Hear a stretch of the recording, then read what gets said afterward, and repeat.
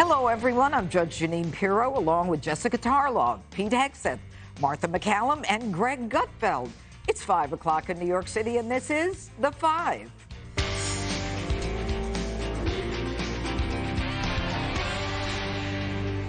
He promised to unite America, but now Joe Biden is smearing half the country as extremist. With his poll numbers in free fall and his party headed for a wipeout in the midterms, Biden thinks it's politically prudent to borrow a page out of Hillary Clinton's playbook. Let me tell you about this ultra-MAGA agenda. It's extreme, as most MAGA things are. Ultra-MAGA agenda. I don't want to hear Republicans talk about deficits and their ultra-MAGA agenda. The Republicans, the mega Republicans, the MAGA Republicans. I don't want to mispronounce it, the MAGA Republicans. This MAGA crowd is really the most extreme political organization that's existed in American history. But Mr. Unity seems to forget that it's his party that's full of extremists. Far-left Democrats like the Squad want to defund police departments everywhere. They want to open the border wide open to criminal cartels by letting Title 42 expire. And they want to push their divisive woke ideology into every facet of life. Biden igniting a backlash with his comments. He's essentially saying that this quote-unquote MAGA crowd are worse than terrorists. No matter how you feel about the MAGA crowd, this is an authoritarian assault on our freedom. I thought Joe Biden wanted to stand for unity. He's never stood for that. He's been one of the most divisive presidents we've ever had.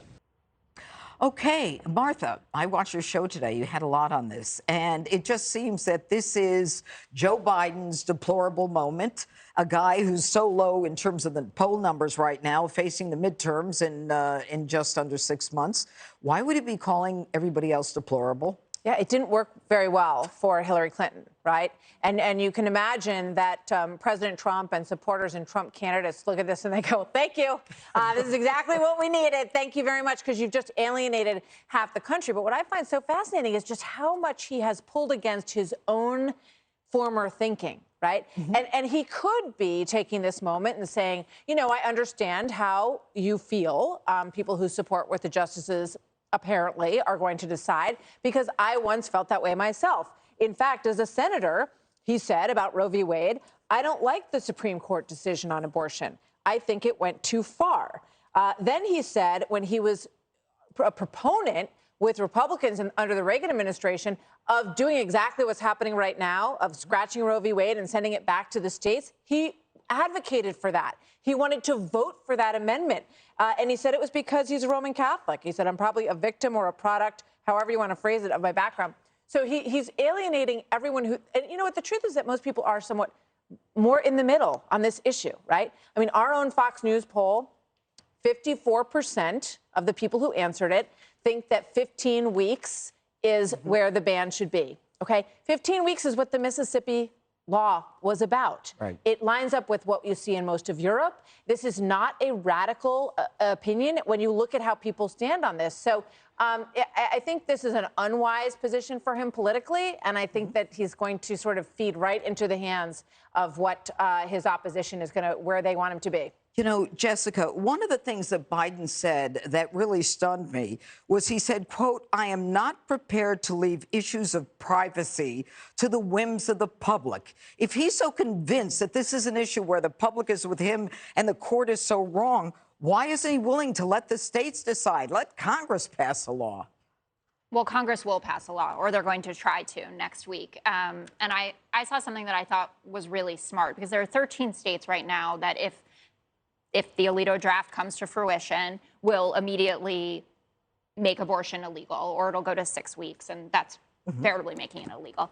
Pass something a little more moderate to get it done, and that might have some prayer of passing the Senate. So in the House, have a conversation about a 15-week ban when you're staring at 13, and I think it's 20 states that have these trigger laws. Right. Get something done that then you have to put moderate Republicans on the back foot in the Senate to have to come forward and explain why they won't take this middle ground approach. You're not saying abortion is legal up until 9 months. You're saying 15 weeks, same as most of Europe. what the Mississippi law is and make them make a decision. So that's where I think they'd be smart to go, but they will pass something in Congress and then it'll fail in the Senate. And then we'll be back to square one on this and it'll continue to be ugly. I think what we saw from Joe Biden, and I don't think that his comment was anywhere near having the impact that the deplorables comment was, because talking about MAGA Republicans is separate than talking about Republicans as a whole. He's talking about people that are big Trump supporters and people who have been calling liberals, you know, libtards and people with TDS and crooked Hillary. Isn't And it separate when he's got 90% support inside the Republican Party? That's half the country. Well, it's 60 million people or 70 million people who voted for him, but it isn't really half the country. First of all, more people should participate. But there are a lot of people who vote for a person who is on the ballot because they support the policies of the party when they don't really like the person. A lot of people held their nose and voted for Trump. Name. They didn't use his name. They just said MAGA. But that was his motto. His slogan was "Make America Great Again," which is what MAGA comes from. And you wear hats that say MAGA. Yep. You wear shirts that. But it's derogatory. It's intended to be 100%. derogatory, It's which not is a why it unified. is like the deplorable statement, because he's saying, you know, all these people, and then it offends a lot of people. I'm not across saying, the as a country. PR person, I would not have said, go out today and say that. There's a lot of... Somebody did, because he said it about 14 times. Yeah, it was not a misstep. All right, then let me go to Pete. You know, one of the things that the White House did not seem concerned about at all today, and Jen Psaki seemed not to have any response, was the doxing. And the information on the Supreme Court justices, the 5 who who joined in this opinion, so that people can protest in front of their homes. I mean, that is typical of what the left does. Yes. The right doesn't do this. Those are the people. That's why they call it the lawless left. Why can't the White House condemn that?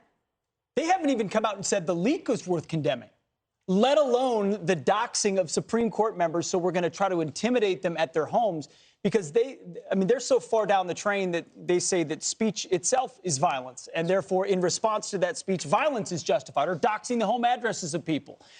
Because politics is religion for them. And as a result, they're going to go, the ends always justify the means. And I think in this particular case, they're ramping up the fear because they don't have any alternative. So peg the fear meter to max on Roe v. Wade, even though everyone knows this is going back to the states. The Congress and the Senate's not going to pass it. But that does mean an abortion ban in a lot of states. And that's what people vote for. In that They live state. in those states. They don't believe You're abortion. yelling, but no one else is yelling. Okay, be well, quiet. thank you. That's what people vote for. They vote for representatives who pass laws on their behalf. The closer to the people that government happens, the better off. That's what democracy, which the left talks about, is always for. And then they're ramping up the fear on the MAGA crowd. Demonize the opponent and make the opponent the bad guy, mischaracterize a straw man, and hope you can win against that. And I don't think they can. Well, you know, Greg, so it comes to you. I mean, there are a couple of issues right now. The president and the left is now trying to convince everyone this is the end of gay marriage, interracial marriage, contraceptive, Loving versus Virginia, Griswold versus Connecticut, all of these states, when the opinion in 3 separate places says this decision has nothing to do with those other cases. And I could read it if anyone's interested. They can email me. Well, they're counting on the fact that no one is going to read it. And the fact is, no one really does, except for people like you read it. I didn't read it. I trust you, though, when you talk about it. So I know that you're telling me the truth. But most people, they're on their phones doing other stuff. They're not going to read it. So when they hear this stuff from Joe Biden, which made no sense, he combined like 3 different issues when he was talking about this. He's such an, it's actually not, you don't get mad about it. You kind of get sad. Because he's an empty vessel, which is why he repeated that slogan. It was like the software was put in, right? They put the MAGA software in, and it just sputtered and came to life, and he got stuck. MAGA, MAGA, MAGA. Anyway, but this is the latest example of a commoner smear. You know, whatever you think about Trump, right, being mean, prone to ridicule or whatever, he always punched up. He went after the media. He went after politicians, celebrities, and even athletes. He never really, I don't think he ever singled out a Democratic voter or Democratic voters because he wanted them. That's part of the salesman wants to get everybody. But the Democrats the Democrat leaders, not Democrats, but the Democrat leaders punch down. And they do it in 2 ways. They smear millions of people under one thing, whether it's MAGA or deplorables, or they chase an individual down in the media, whether it is for posting a meme or wearing a MAGA hat. Why are you doing this? Why did you say that? That sort of thing. But this is part of a larger trend, which is because the modern woke frames everything as moral or immoral, what you were talking about, like religion, politics as a religion. It's actually a flip from the Republicans of the 80s. The moral majority is now on the left. And so there's no room for forgiveness. Well, and that's why cancel culture was able to explode without any brakes. Nobody could punch the brakes because the brakes are forgiveness. So what you're seeing is this incredible flip, which is the Democrats now are less forgiving and more judgmental, and the Republicans are the open tent. And you're seeing all of these new and unusual Republicans. Caitlyn Jenner, you're getting people that were normally ex-liberals. And this is an overarching theme if you look at the masked against the unmasked, the denigration of parents at the altar of woke sex ed, the let them eat cake narratives about food shortages and gas prices. There's a disdain for the unwashed masses. And it's what we always thought the country club Republicans were. That was the stereotype. But secretly, it's always been the modern regressive left who hates the masses. And I think this is part of it. Yeah. Interesting. Hey, Sean Hannity here. Hey, click here to subscribe to Fox News YouTube page and catch our hottest interviews and most compelling analysis. You will not get it anywhere else.